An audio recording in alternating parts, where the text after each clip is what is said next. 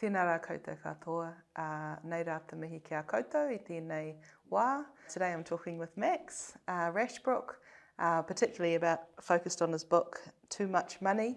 My name is Rebecca Kiddle, no Ngāti Porou me Ngāpuhi, and I'll give it over to Max to introduce himself. Oh, thanks for that, Becky. So my name's Max Rashbrooke, and I've been writing about economic inequality and things like that for probably a decade now. And the latest fruit of that work, is this book, Too Much Money, How Wealth Inequalities Are Unbalancing Aotearoa, New Zealand. And it's a look at wealth inequalities, of course, but also well-being and enduring differences in well-being that you could describe as sort of being, kind of class divisions and things like that. So just on that, you've been writing about this prolifically for the last decade. Can you tell us a little bit about the evolution of that work? Yeah, I mean, I guess it started just with me coming back to New Zealand from the UK after a long spell away for most of my 20s. And and I came back to New Zealand sort of as a 30-year-old and was just really struck by the extent to which those disparities between rich and poor had opened up. I mean, they'd been there for a long time, but I hadn't really seen them, understood them probably as a teenager or young adult. And just, the extent of poverty in New Zealand and the extent of wealth in some cases.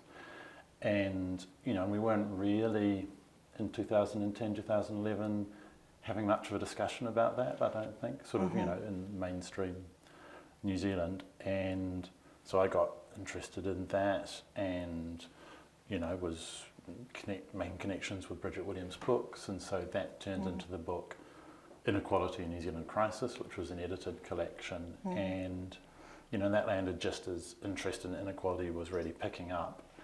And and then that sort of it took off, and now inequality, I mean, it's still not getting the actual political action it deserves, but it's absolutely now part of the lexicon. It's now something we just talk about in New Zealand with an understanding that it's a real thing. And just some of the stats when I was reading your book, it was pretty astounding to read that the wealthiest 1% of the country own a quarter of it. Can you talk a little bit more about those stats? Because there's some pretty mind-blowing stats in your book around wealth inequality and the widening gap and the speed of the widening of the gap. Yeah, it's crazy, right? Because I think a lot of New Zealanders still hang on to the idea that this is a really egalitarian country. But I mean, the 1%, which is about 40,000 adults, have a quarter of all the assets, once you include the rich list into your figures. And so, you look at the world around you and the shops and the businesses and the cars and the houses and everything else and all the financial investments. And 1 in every 4 of those things is owned by someone who's in the wealthiest 1%. Yeah, amazing. And I mean, and of course, and I talk about this in the book, there's always been significant inequalities of wealth, at least since colonization. And if you go back to the 1890s, the wealthiest 1% had 2/3 of all the assets. To large extent, sort of quite a small number of Pākehā men, who'd come to own huge tranches of the South Island in particular. But then, those inequalities were reduced, and they were reduced through political decisions, around increasing taxes and creating a welfare state and, building housing through the state and all these other things. So those inequalities were reducing, through until sort of the early 80s, when the wealthiest 1% had maybe, I mean, we don't know for sure, but maybe 15-16% of all the wealth, which is still a lot, right? But far less than they had, a century before. And then that huge period of economic reforms we had in the 1980s just suddenly unleashed inequality again, and here we are in the present day. And that's kind of fascinating, isn't it? Because it shows that there's potential solutions, which I think is hopeful, and we'll get to solutions in a minute, but it's nice to hear that it's been changed before. And I always try to underline that, because I think one of the biggest problems is people think that nothing can change, and that these huge inequalities are just the way the world is, and it's absolutely not true. I mean, inequality goes up and down as the politics changes. Yeah, cool. Just interested in the public reaction, really, to your work over time. So there's been a lot of public reaction this week, but you've obviously been thinking and talking and theorising about this over a little while now. Do you think that the realities you're exposing are quite surprising to people, or do you think it's sort of, people just accepted it as being the way it is? I think one of the things that concerns me about New Zealand is that a lot of the poverty that we have is very geographically concentrated. Right, yeah. If you live in central Wellington, for instance, or in an inner city suburb, I mean, it's very easy to live a lot of your life and just not see much poverty, apart from, maybe a few people sleeping rough, and it's very easy to dismiss that as just, a few people. Much more even than in other countries, I think, poverty is quite concentrated and hidden from mainstream view. So, concentrated in neighbourhoods like Cannons Creek and Aotearoa and South Auckland or Caversham and places like that. So I think a lot of mainstream New Zealanders don't realise just how bad things are. And there's also in people often have a strong view, that sort of everyone's sort of their average, even if they're quite wealthy, they think, well, we're average, everyone's average, like people are getting along okay, aren't they? So I think there's those kinds of barriers. At the same time, the opinion polling shows you that, most people do understand that there's inequality, and they generally do think there's too much of it, and they understand that it's a bad thing. But yeah, I just don't think a lot of people understand how severe it is. And when I tell people that New Zealand is now sort of technically as unequal as Britain, people find that very hard to believe. Yeah, because speaking about Britain, just reading your book made me kind of remember what it was like to live in Britain, actually, and how pious I was about how equal New Zealand was. So this book was surprising to me, actually, and even though I'm Māori and I've seen some of the inequality and have moved outside of central Wellington, some of those geographical spaces you're talking about, I was still surprised just at how big the extent of inequality was. So thinking about this in a global context, one of the things that you say in the book is that it's, in New Zealand's experience, one of the world's biggest disparities. Is that right? Yeah, well, the biggest increase in disparities, sort of in that huge period of reform in the 80s and 90s. Income inequality increased more rapidly in New Zealand than anywhere else in the developed world. Right, so it's about the speed. Yeah. Can you paint us a bit more of a picture about why that happened, what's happened since? Yeah, I mean, it was a period of such, you could sort of call it like economic shock therapy, brought in by that Labour government, with Roger Douglas as the main mover, and just this really intense ideological belief in the virtues of markets and leaving everything for individuals to handle. And so, with an incredibly short space of time, that Labour government and then the following National government, cut the top tax rate from over 60% to 30%, cut benefits by a quarter of their value, the infamous mother of all budgets, really weakened the trade union movement, which sort of reduced the amount of sort of company revenue that was going to workers and increased the amount that was going to business owners. And the state sort of stepped away also from building a lot of houses for a long time and sort of properly shaping the housing market. And that's the point where you really start to see people's housing costs kind of explode. So yeah, it was a really, really rapid period of change sort of imposed on people very quickly. And mostly what we've done since then is just maintain inequality at that very high level. Helen Clark's Labour government reduced it a little bit with things like working for families, but didn't really go to the root of the problems. And then under John Cairn, Bill English, it increased a little bit again, sort of leaving us back where we were. And so here we are with these very high levels of inequality that so far we've not done very much to shift. So just talking about wealth and income, so you make that distinction in the book, the distinction between wealth and distinction between income. Can you talk a bit about why that distinction's important to make? Yeah, I think because people do get confused about these concepts. So, income is a flow of things, it's salaries and wages and benefits, stuff that's coming in regularly every week or every month. And that's what people use to deal with the present, is sort of the way I think about it. Income is the present, but wealth is the future. Wealth is sort of the store of assets, the things that you own if you're lucky enough, to own anything substantial. Houses, cars, financial investments, cash in the bank, those kinds of things. And it's that stock of things, that store, that gives people the confidence to plan for the future, that helps them feel like they actually have a future, that if tough times come, then they've got something that they can draw down, they can borrow against, something to ride out those difficulties.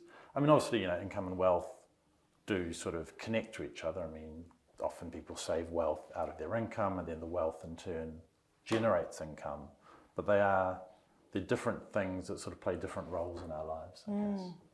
And you draw on Piketty's work. Hopefully I'm pronouncing that correctly. Yeah. I'm showing my class if I'm not. And if I understand it correctly, tell me if I'm wrong, but he talks about wealth being kind of like a mushroom, or perhaps you make that analogy of his work. So wealth kind of builds over time, exponentially, but income is sort of yes, it's less able to build over time. Is that right? Yeah. It's kind of, I mean, it's really hard to summarise his work, but it comes down to, basically sort of painting a picture of a world in which if you've already got wealth, then, you tend to get like a 4 to 5% sort of interest rate on it, to put it really crudely. And he's got data that shows that that's what happens through time. So if you've already got this wealth, you invest it, and it's passive, generating passive income. You don't really have to do anything for it. And it grows at 4 to 5% a year, which is pretty quick. Whereas, if you're working in the actual current economy, you're trying to build up wealth by working for a wage, by having an income, by trying to save out of it. The actual current economy generally only grows at 1 to 2% a year. And so you're never going to be able to build up wealth as quickly as the people who are just passively sitting on that accumulated, inherited, invested wealth. And those tendencies, his argument basically is that within a capitalist system, that creates this increasing inequality between those two groups of people, up until the point when democratic action and politics decides to do something about it. And because it seems to me that land is pretty important here. So just to use a personal example, for example,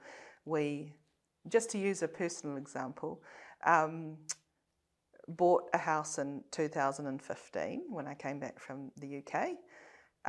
Parents had to help to get a deposit, even as a 40-year-old, 30, however old I was, I don't know. And house 6 years later is worth 3 times what we paid for it. So essentially, we've had a $100,000 income each year, just by being able to have owned that house. So back again to colonization and thinking about the land loss. Can you describe perhaps the impact that model of wealth and or the consequence of that model of wealth on Māori having kind of lost land? Yeah. I mean, that's a hugely important part of the story, obviously. And I mean, just one of the most basic facts is, when you look at the extent of land loss, land confiscation, I mean, obviously, originally Māori owned 100% of this country. Whereas now, I think there's about 5% of the land here is still in Māori hands. So there's a huge process of colonisation of Aotearoa, and that was particularly devastating, I think, in the 19th century when land was so crucial to economic success and people's ability to thrive. I mean, now, of course, land is incredibly important in all sorts of ways, particularly emotionally and spiritually. But particularly then, it was an absolutely crucial part of your economic independence. And so the loss of that for Māori was obviously devastating. And in an awful kind of way, you can sort of still see those patterns today. I think it was Peter Crampton from Otago who used to do the sort of deciles of deprivation work, who pointed out that if you look at the land that was confiscated and you look at the land that is now the best land in New Zealand, the most productive, the richest, the best farming land, those two things map onto each other with this awful kind of clarity. So it was very specifically the best performing land that was confiscated. And of course, what's left in Māori hands is often the lowest quality land, the stuff that's really hard to farm or sort of generate a lot of value out of that. And it's sort of crazy to me that occasionally you get some people from a sort of reactionary point of view who complain about the extent of treaty settlements. When you look at those settlements, they're worth maybe 1 or 2% of the value of the land that Māori had confiscated. I mean, we spent more on rescuing finance companies after the global financial crisis, really, than we spent on treaty settlements, which I think puts a lot of that into perspective. Yeah, absolutely. Can I just extend that a little bit and talk a little bit about, in the book, you make the comparison between sort of wealth held individually versus collectively held wealth. And I wonder if you could just expand on that a little bit. Yeah.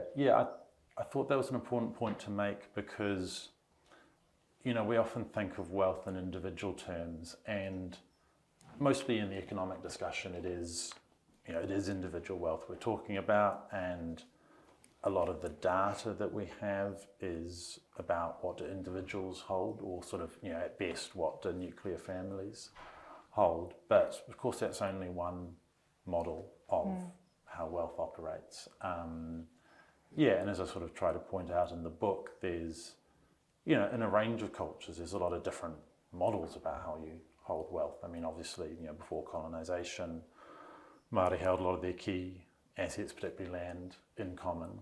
But even within the Pākehā world, there are models like cooperatives, running businesses cooperatively, so that the wealth of the business is held by everyone in it. And, and in sort of non-economic terms, communities have wealth. There's wealth in our connections with each other, the strength of our sort of community spirit, if you want to ever call it, the extent to which you live in a strong, cohesive community, that's a kind of wealth. There's all these different kinds of wealth which aren't necessarily held by individuals, even though at the same time, because we live in a certain kind of, colonialist and capitalist framework, the reality is that most of the wealth is held by individuals. There's no necessity that it be like that. And there's a couple of interesting sort of case studies or stories from people in the book, which I found really interesting. And I think there was a Samoan woman and a Māori guy, Hone McGregor, I think his name was. And yeah, can you talk a little bit more about their examples? Because they both seem to be drawing on these broader conceptions of wealth and the importance of that, even though presumably they were economically wealthy, but they were sort of drawing on the stuff that you're talking about. Yeah. So Alexa, who was a Samoan woman I interviewed, she talked a lot about sort of community wealth and about the health of her community. And her faith, her church going was particularly important to her. And so that's something she talked quite a bit about in our interview. And she was saying that, for me, wealth is about, the wealth of my community. How well is my community doing? And if the community as a whole isn't doing well, isn't wealthy, then nor am I. So that's picking up again those sort of collective ideas of wealth. And then Hone McGregor and his contribution, I thought was really interesting, was talking about sort of that tension, so he's part of various Māori enterprises which are, really successful economically, and they're exporting and things like that. So they're operating, successfully within a Western model around profit and those kinds of things. But at the same time, they also have, certain kind of tikanga that they want to live by, and, traditions around, I think, sort of kind of escalating reciprocity, where you're looking after other people and then they're looking after you, and that all was a kind of a virtuous spiral, if you like. I mean, that's my term, but I think that sort of is what he's talking about. Yeah, but as a Māori-owned business, they're always sort of operating in the tension between those different models, and operating successfully, I think, but those are the sort of things that he lives with. Can I move on to another point, which is I watched the Jack Tame interview you did recently, and he was asking you why this is bad, why is inequality bad, and it was quite an interesting question, because on the face of it, it's kind of sort of obvious, but actually it's not that obvious.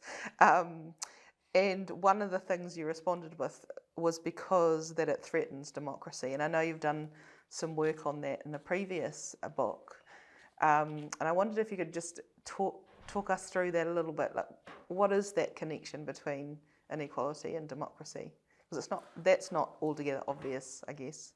No, and it's not, and some of it seems probably quite theoretical, but I mean, I think there's one element, which is just that if you have people with enough wealth, and that wealth is really concentrated at the top, then they have all sorts of opportunities for influence, which aren't open to the rest of us, through donating to political parties and lobbying, or dominating political debates. And we've seen that with things like, the debate about school reform, where wealthy schools were able to take out these huge full-page adverts against proposals to change the school system, and poorer schools who were probably in support of the proposed changes couldn't afford, to take out full-page adverts.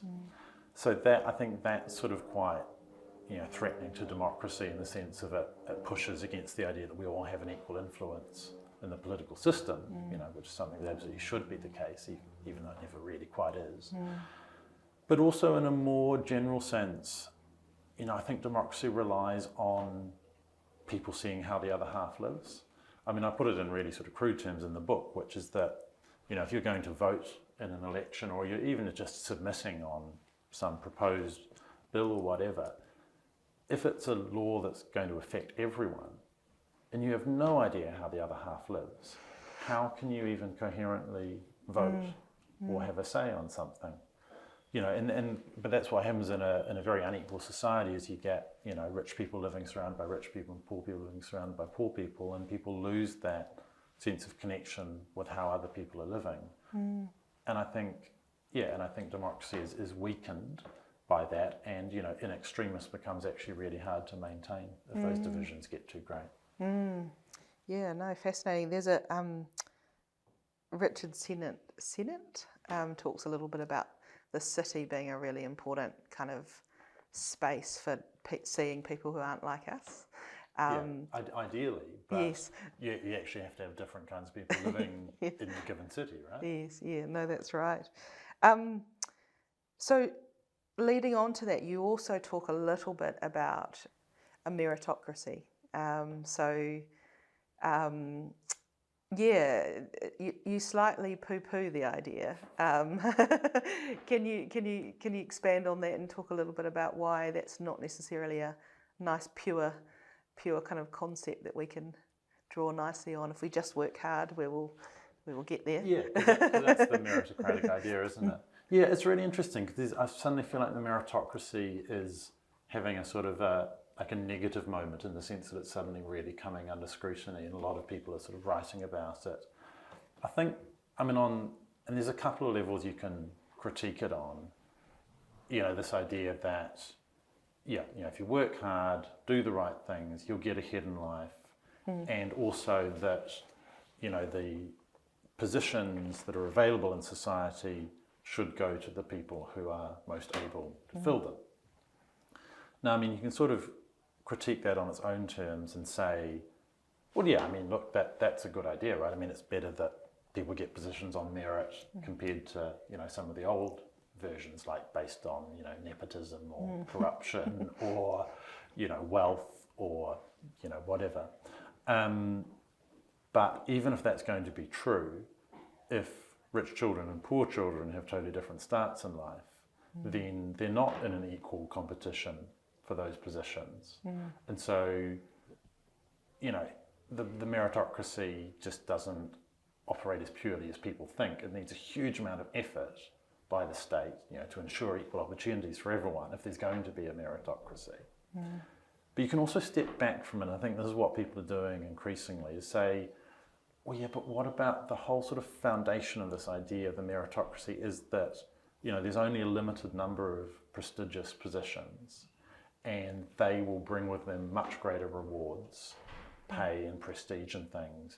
And we want everybody to be competing sort of vehemently for those positions. And actually, so you can step outside the ideological assumptions of the meritocracy and say, well, actually, is that how it should be? Do we want just sort of a few positions at the top where life is great, and if you don't make it there, you're really struggling? Or do we actually want a world where both cleaner and CEO have at least, the basics for a good, rich, fulfilling, dignified life? And actually, the question isn't can people rise up the rungs on the meritocratic ladder, but is do they have a good life whether they rise or not? Yeah, fantastic. Which leads us, I think, nicely into class.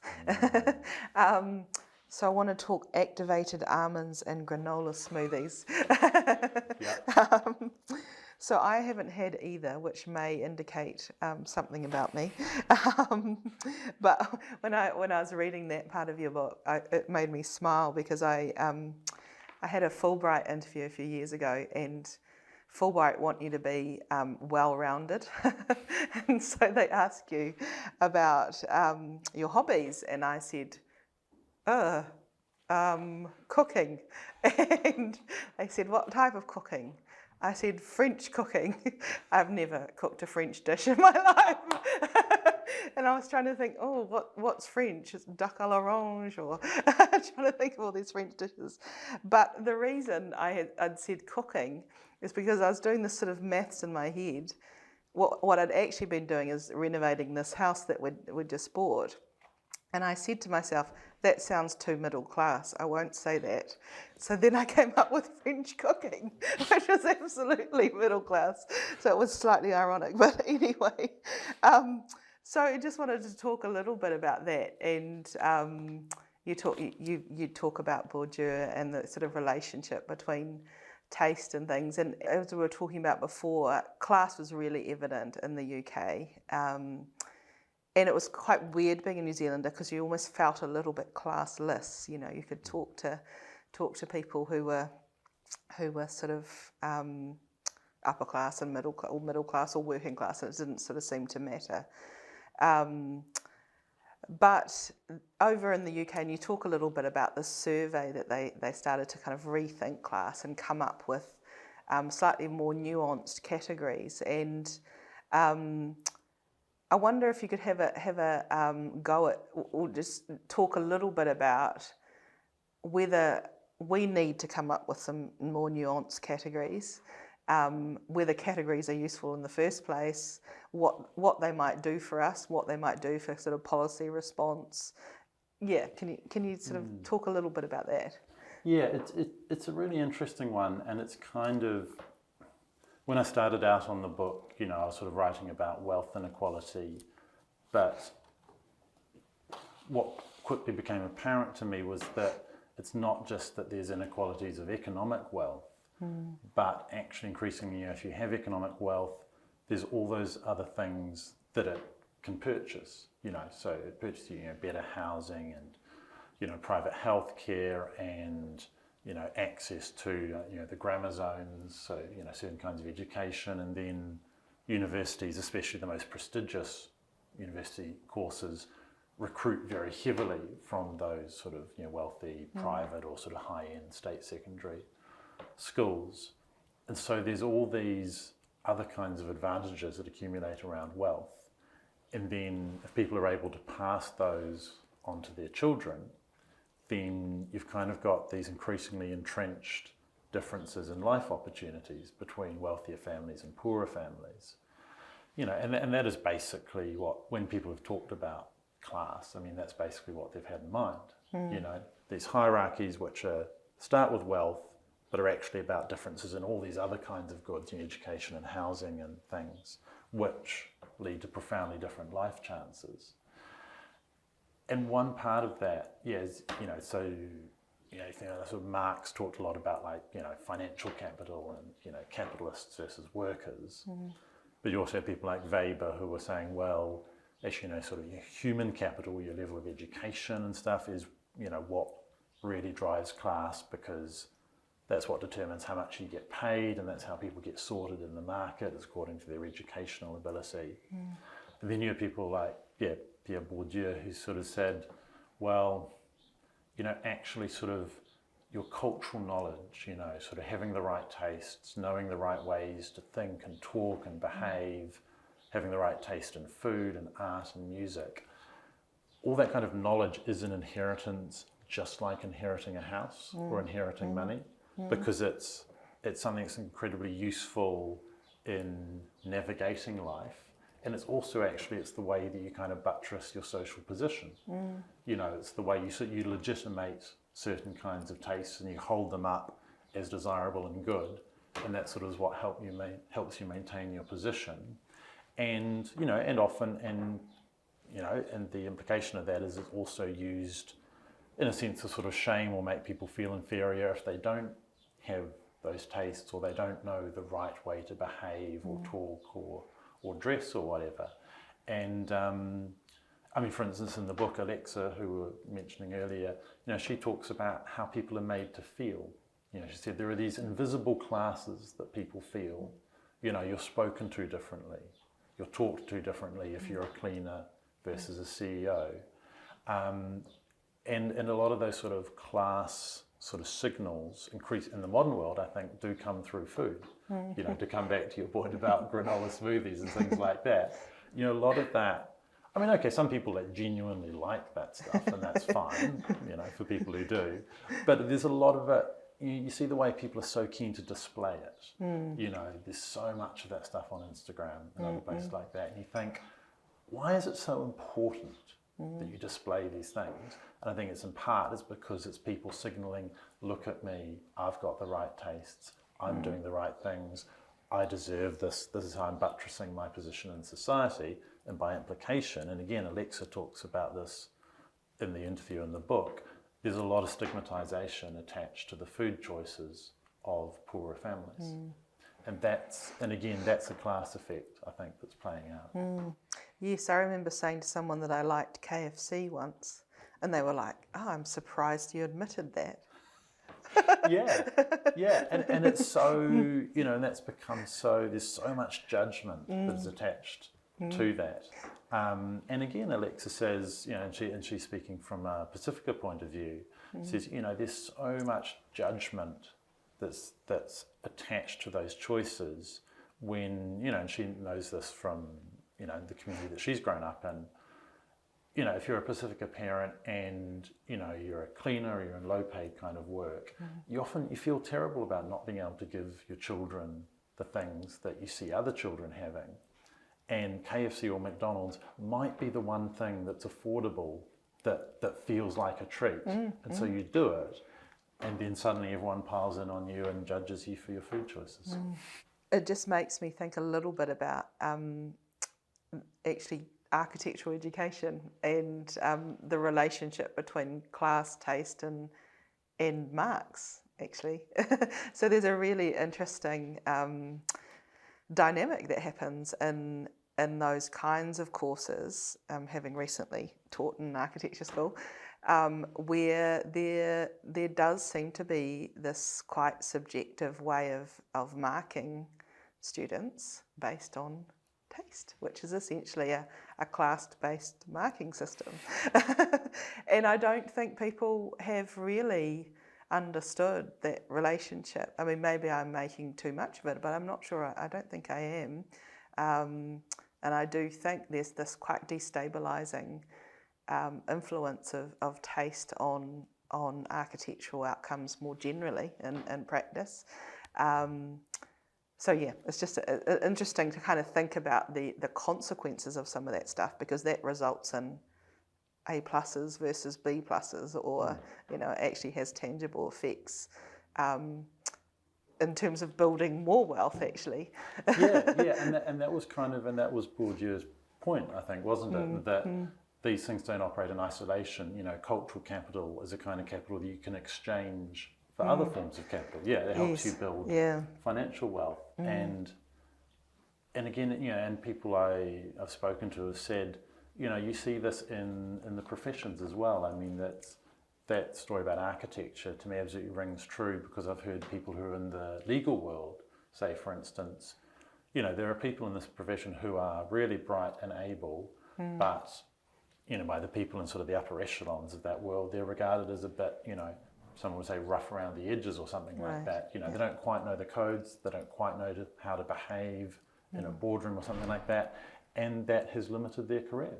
These people have not progressed their careers in the way that they might have through not knowing those sort of cultural codes.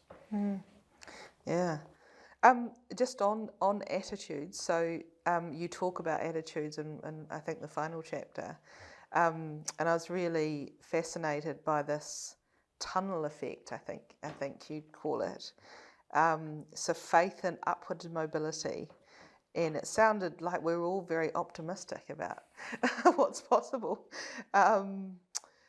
It doesn't matter that others are getting rich, because we'll get there soon. I wondered if you could sort of expand a little bit on that.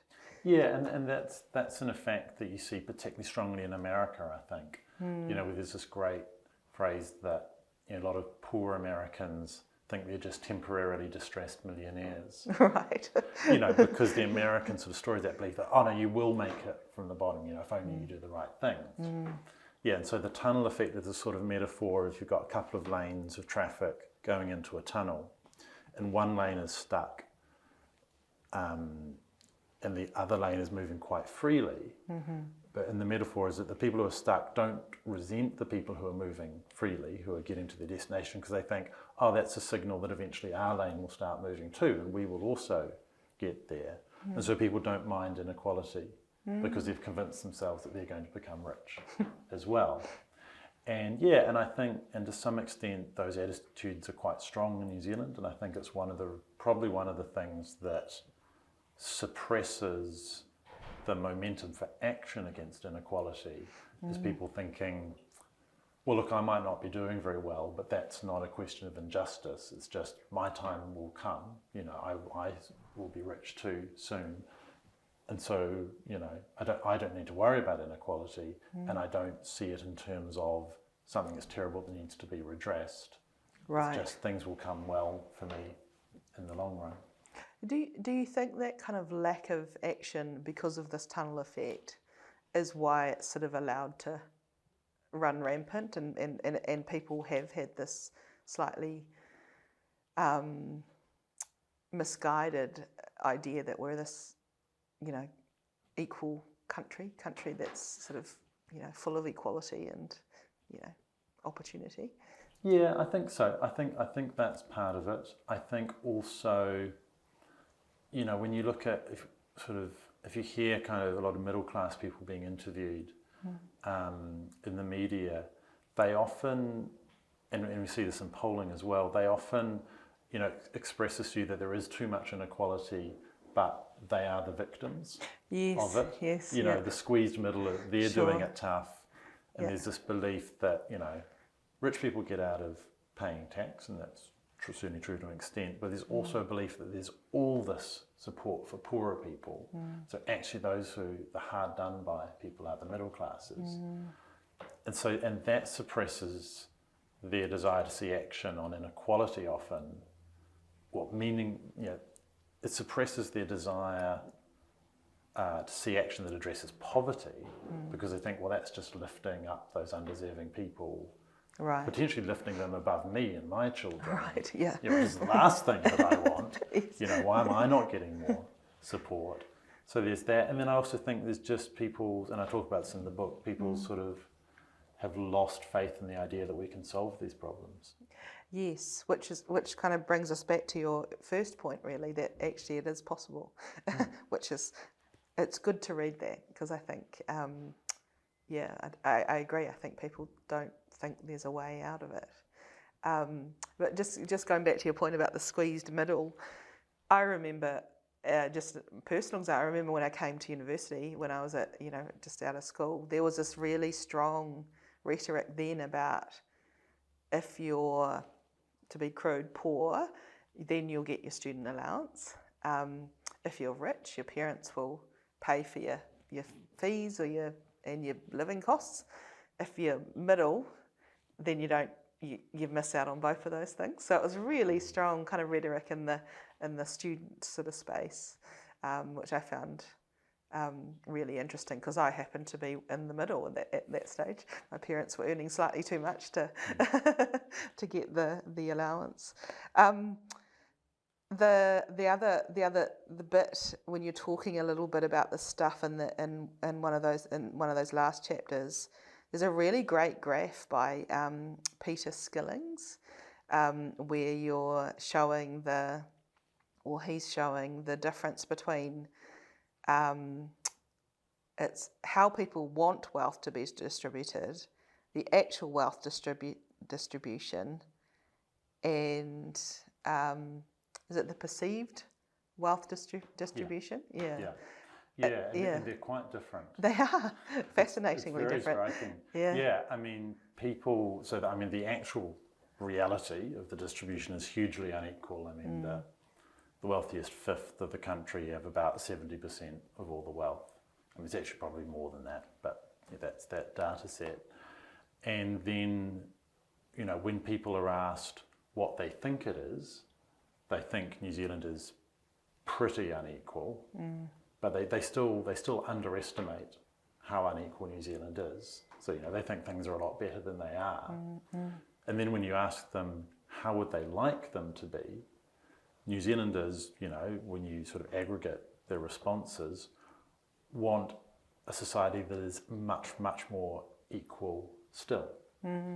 It's notable that they don't think that wealth should be totally evenly distributed. I noted that, yeah. And that's not surprising, because, economic inequalities are distinct, I think, in the sense that it's not like, say, if you're talking about gender inequality, where the goal is total equity, right, of treatment between men and women, for instance. With economic inequalities, most people accept that there are some reasons for disparities, based on, stuff that within your control, how hard you work and things like that. So in that work that Peter Skilling's done, basically people say they want the wealthiest fifth of the country to have maybe 30% of all the wealth. So, a bit more than perfect equality, but not that much. Not much compared to the actual 70% that people have. And then I think the poorest fifth of the country should have sort of about 15% of all the wealth, so less than total equality, but still quite a bit. And then everyone else having pretty much what you'd expect. So people want a much more equal society than the one we have. Yeah, well, interestingly, there was a really lovely bit of research done by a student in geography looking at subjective well-being, where he found a similar thing around well-being. So essentially, if I am remembering this correctly, he found that people's individual subjective well-being was determined by the collective. So if the collective wasn't well, then individuals weren't as well. So there's an interesting kind of parallel between this stuff and well-being, I think. And you do talk about well-being a bit in the book. Can you talk a little bit more about? Well, and I think that's also, I mean, I think that's really true, and I think that also has to be part of the pitch for how we do things better, because, you know, you can say, look, we should do this thing because it's for the good of the country or whatever. But people have fears about their own lives and about their children's lives, you know, and people are very concerned that they want their children to do well and things. And it can be quite, you know, people aren't necessarily going to listen to a message that's all about sort of, you know, sacrifice on behalf of the common good.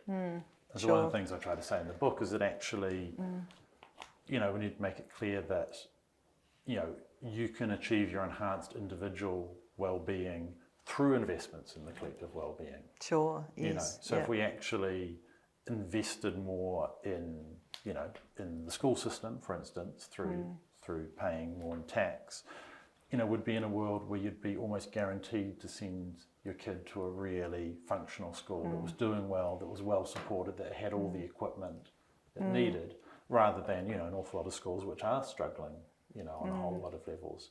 You know, if we all paid a bit more in tax, we might be able to have a free healthcare system, you know, so that none of us would have to worry about, oh God, you know, am I going to go to the GP, or is that going to be another 40, 50, whatever dollars that I can't really afford?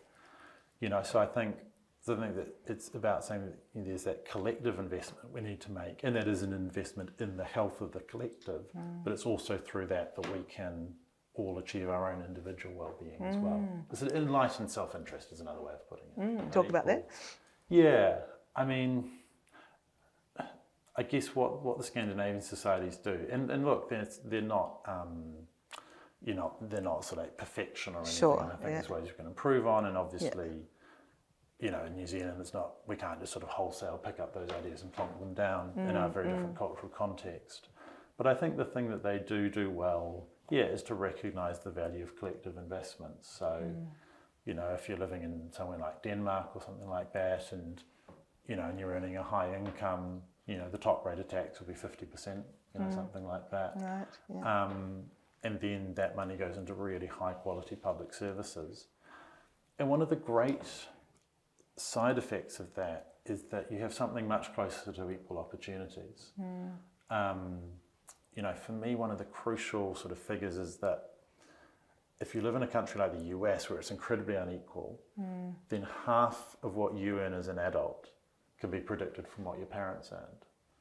You know, so it's kind of predetermined. And it's got, you know, half of your income has nothing to do with the choices that you as an individual make.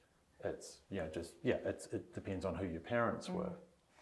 Whereas in Denmark, where those disparities are much, much lower, that figure is about 15%. Wow. So there's a bit of transmission of advantage and disadvantage across generations, but it's pretty small. And in New Zealand, we are somewhere in the middle and probably getting worse. Right. So about 30% of your income as a New Zealander can be predicted from what your parents earned. You know, and so at that point you sort of think, well, I mean, it's another reason why the sort of idea of the meritocracy and stuff is kind of just, you know, nowhere near as clean and simple as people, you know, say it is. And so, and I think that's one of the things we can learn from the Scandinavians is that investment, you know, in collective services is what gets you much closer to equal or vaguely equal opportunities. And it kind of goes back to the point you were making a bit before. We were saying it's not that we want everyone to be in the CE role, because then you'll have it sorted. But we want everyone, wherever you are, whatever kind of part of the population you're in, to have a good life. It sounded like that's what you were. Because I mean, quite apart from anything else, we can't all be chief executives because then who would be doing the work? Yes, no, exactly. I really like this quote. You're talking about the GFC, shattered beliefs in the abilities of the elite and the wisdom of the market. And it just brought me back to a conversation I had when I was, when this is sort of around this time, and I was talking to an anthropologist, and she was saying, finally, people understand that economists are not scientists or something to that effect. You know, that there was a sort of I guess it was good that people were less trusting of economists, and that people were understanding actually this is modelling it, and it's kind of, you know, casting eyes over possibilities as opposed to this is what will happen. Yeah, can you sort of talk a little bit about how, I guess how the system, how our trust in it as people has changed when we've seen actually we can't altogether trust everything that these economic experts tell us. Yeah, I think that's true, and I think there's been, you know, a number of those sort of moments, and, you know, when people get frustrated about the lack of action against inequality, I mean, I do say, well, you know, at the very least, I feel like the basic ideological underpinnings of the conversation around that have changed profoundly. Because, you know, there just isn't really sort of the audience there for that full-blooded kind of market fundamentalism. You know, just leave everything to the market, it'll be fine. You know, people don't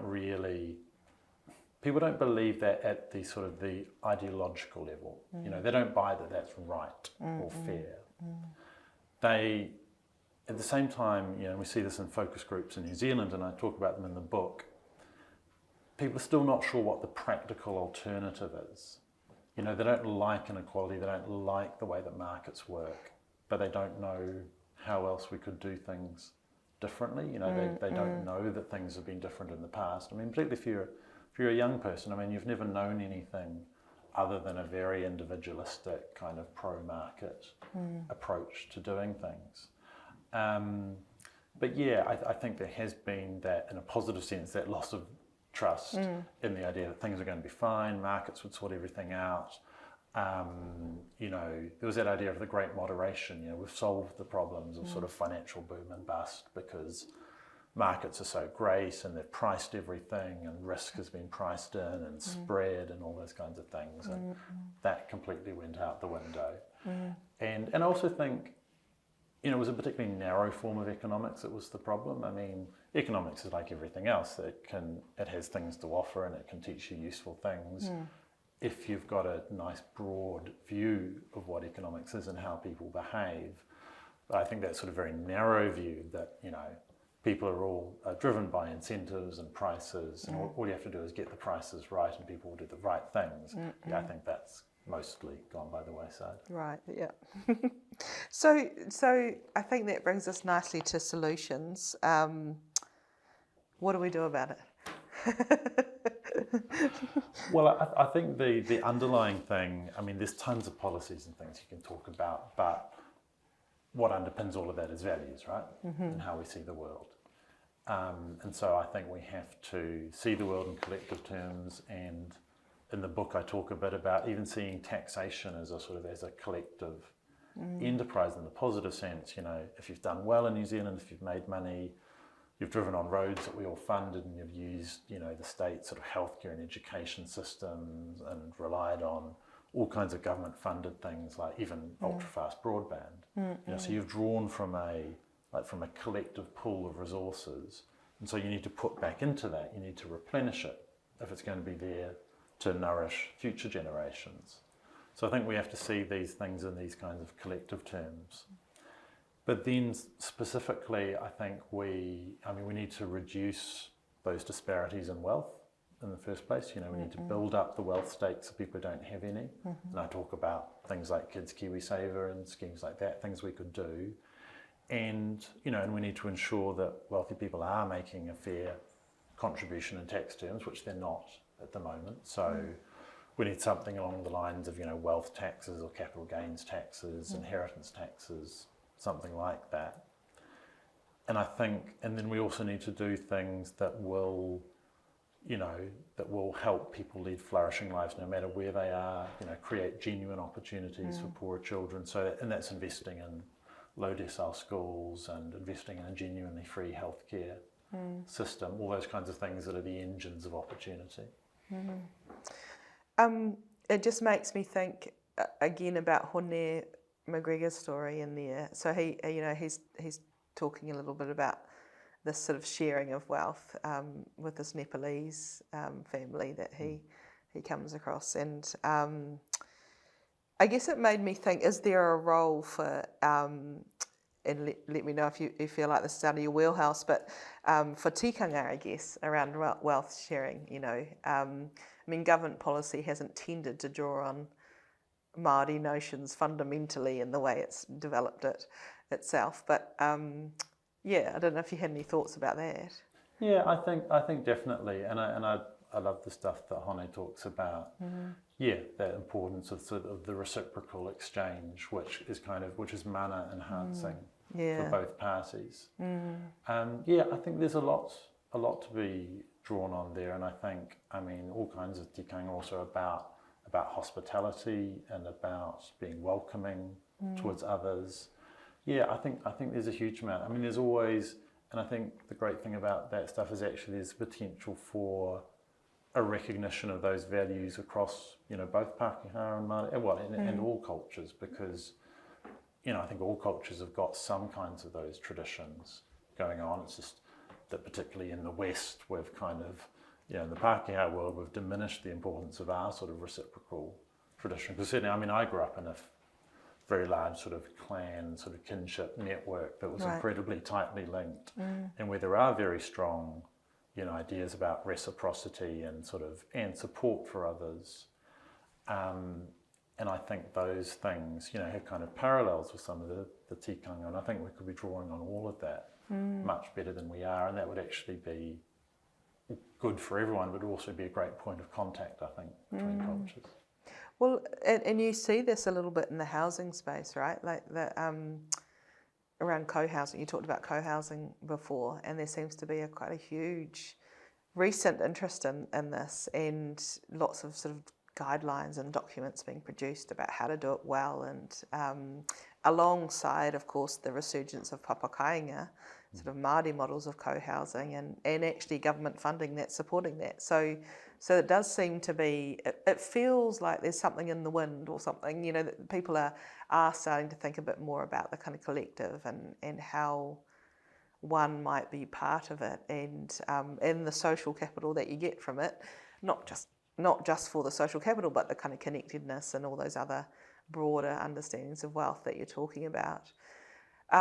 Perhaps as a final question, just thinking about COVID-19 and the widening wealth gap, how does the sort of stuff that you've been talking about in this book, the research you've done, is there some nuggets we can take away from that might give us a bit of hope in quite a sort of stressful time for many people, where kind of wealth is perhaps you know, dropping for some, increasing for others in quite sort of frantic ways, it feels like? Yeah, I think it's a great question, and unfortunately, you know, in sort of class and wealth terms, I think we got a lot of things wrong during the pandemic, because, you know, I think that had, you know, people talked about sort of the inequality of the pandemic and how people experienced it, but I think there were also class divisions in the experience, because it wasn't just that, you know, wealthy, well-off people had life easier. There was also, you know, people who worked in sort of the knowledge professions, you know, sort of in tech or sort of public servants, you know, who could easily keep working from home. You know, they had often sort of nice, relatively peaceful houses, you know, places where they could turn into a study and they could work from home. And their work was the kind of work that could be done from home, and they had great internet connections, you know, so their kids could do distance learning and all these kinds of things. And, you know, people from that sort of sphere of life could be heard musing about, yeah, the joys of just sort of a quieter pace of life and spending more time with their families, and you know, and the bird song, oh my goodness, the bird song, you know, all that kind of thing, which is lovely. I mean, all of that is lovely, don't get me wrong, but that is such a different class experience from people who were living in, you know, really overcrowded housing, who were doing, you know, practical frontline jobs where they actually had to keep going out to work and putting themselves in danger of contracting COVID-19 and who were feeling harried and stressed and they didn't have internet connections or didn't have good broadband or couldn't afford it. And so, so their kids' education is suffering as a result. So, we had a very different experience in class terms. And there's been that huge boost, of course, to this, crazy housing market, which has, benefited some people more than others. But, at the very least, if we can recognise that, then that's the start of doing something about it. And, what would be lovely is if we could make that sort of rhetoric about the team of 5 million actually a reality. And, see all these class dynamics and think about the fact that we've got a badly underfunded health service. That collective sort of good is one that we've really let sort of wither away. And actually how great it would be if we invested in those collective things like the healthcare system, invested in bringing the housing market under control and actually creating housing for everyone. That would be a nice thing to come out of a pandemic that I think has had some really negative effects. Kia ora, Max. Thank you for that kōrero. Really recommend the book to anyone who is interested in anything to do with society in New Zealand, inequality. I mean, this topic, this kaupapa should be important to most New Zealanders. So do go and grab it. And thank you for listening. Kia ora koutou.